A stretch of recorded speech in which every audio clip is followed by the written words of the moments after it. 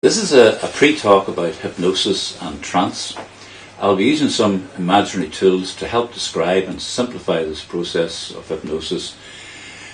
Now, hypnosis is an amplification of a natural state that we are already in. This is clinical therapy, and it's not like stage hypnosis. You don't reveal your secrets. It's not something you try. You must be fully committed to the treatment. You must want the treatment. You must want it to work for yourself and not because someone else wants you to have it. Sessions can be face-to-face or by Zoom as appropriate. My name is Dr. Dan McKenna. I'm a clinical hypnotherapist, a master NLP, level 7 CBT counsellor, qualified in lifespan integration, kinetic shift, and a member of the clinical hypnotherapists.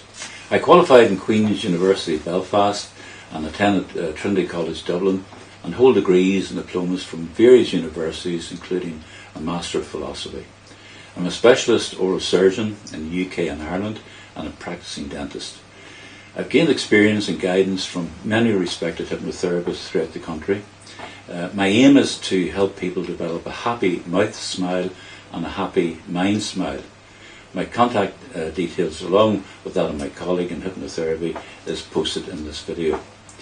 We treat anxiety, nervousness of dentists, needles, depression, phobias, various habits, hurts, C19 and trauma. Many of us have experienced some of these, including myself. The process can be completed without bringing up the specifics of the past, that is content-free, usually within 1 to several sessions. A simple way to understand the psychology of hypnosis is to imagine that we have two parts to our brains. A left brain which starts working around 7 years of age, and a right half which works before birth. Our left part does all the learning, like English, maths, the critical, the reality, the logic, the conscious brain, serving about 10% use. The right part is our primitive or monkey brain, providing about 90% use. And it's the blueprint or computer hard drive of our life. It's our creative, our protector, our emotional or long-term memory, our artistic and our imagination mind. In the middle is a control box, and this is called the amygdala, which controls the turning off and on of fright, flight and freeze response, also known as the 3 Fs, when something scares us. If there is a conflict between the intellect and the emotional brain, our emotional mind always wins. This is why we use the subconscious in hypnotherapy. When we get stressed, we fire off electrical and chemical impulses. This amygdala expansion, of events, it can be mild, as it is constantly being alert 24/7. It can be moderate, or it can be severe when it's full-blown stress. We experience the 3 Fs when we want to fight or argue our way out of a situation, flight when we want to escape from it and run away and split up a relationship, and freeze when we curl up, give in to accepting the trauma due to fear, hoping our protector is looking after us. Unfortunately, a protector which has a good intention can give us the wrong behaviour at times. This is not that there's something wrong with us, but it's more to do with being something too right with us. Our protector is overworking and harming us instead of protecting us. This imbalance, sometimes called stuckness, needs regulated by the therapist and understood by the client or the patient. When there is a hurt in the form of guilt, anger, fear, stress, and it becomes embedded into the amygdala, it's locked, it's locked inside. It's locked inside this expander, and it cannot relax to its peaceful size again.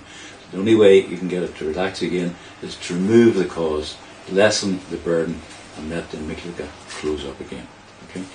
Once that's closed up, we can get clarity again, because whenever things are fogged up, you cannot see a clear future ahead. This is Peppa Pig. We use this in our sessions. Our whole body is an electrical circuit, and we have to keep it connected. When we touch the two hands or pick up spout, we make a connection. And that connection is so important to maintain a healthy mind, body, soul, keep our batteries charged, and all maintained. The therapist and the client have to connect with each other in a form of rapport to make the treatment work.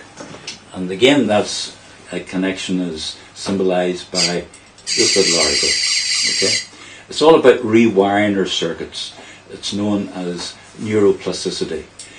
It makes new pathways, new connections in our brain, which then in turn changes our thought patterns. Okay? And that, by changing our thought patterns, we produce the desired results. Okay? And it's about integrating from the size of the child, okay, or baby self, okay, integrating that into our adolescent self, okay, like so, and then integrating our adolescent self into our adult self, okay, to make us one and whole again, okay, connected, okay. It's togetherness, it's a bonding, okay. And describing this in an imagery way is to visualise ourselves linking up the fallen hooks, as it were, on a curtain rail that have become detached and stuck in the past, but now we want to allow them to all join up and to swish and flow freely. There's some other things we use with children, okay? We ask children to more or less to form a story or a game. For example, we made of Mr. Bean, okay, one of the child's heroes, okay. We use hand Muppets, okay. We use squeezy toys, okay.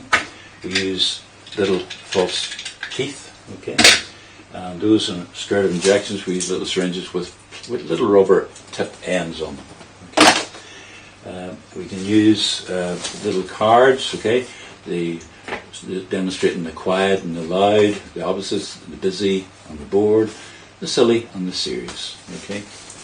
We can use cold liquids that we sometimes spray in the hand to demonstrate the coldness on the skin. Okay.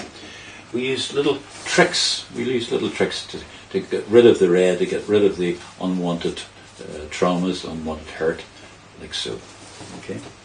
We use a magic bottle for fear of needles. We can dab that on the area that we're going to give the little injections, okay, and we call that a magic potion, okay.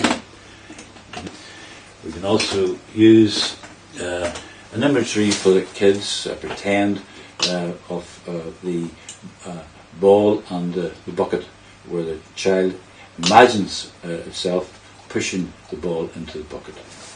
So that's some of the examples of things we use with children, okay.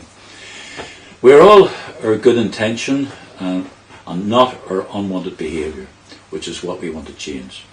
We can control our adrenaline spikes, we can reduce our cortisol stress hormones, and we can rejoice with happiness with the laughter from our endorphins.